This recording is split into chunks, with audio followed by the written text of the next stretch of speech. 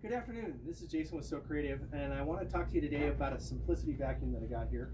It's called the Agogo, and it is a cordless one. That's one of the great features about this. This is a cordless vacuum. This is the actual charging stand that it sits on, and you can let it sit on that and charge whenever you're not using it. But when you're actually wanting to do your vacuuming, it is cordless, so you can go anywhere in the house without worrying about a cord. And you've got a button right here to turn it on. Turn it on.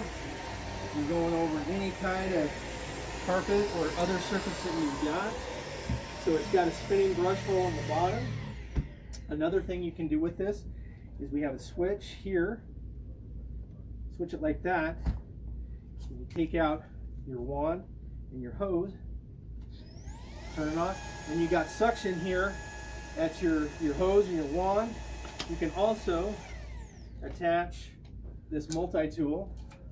So you've got a crevice tool, and it's rubberized, so it's not going to do any damage to your in your corners of your walls or anything like that. Then you also can bring up the brush, and you got bristles on there that are soft for doing your upholstery or dusting any areas like that. And you can put it right on the end of this wand, or you can put it right on the end of your hose, however is most convenient and easiest for you to do. So that's how you can do your cleaning.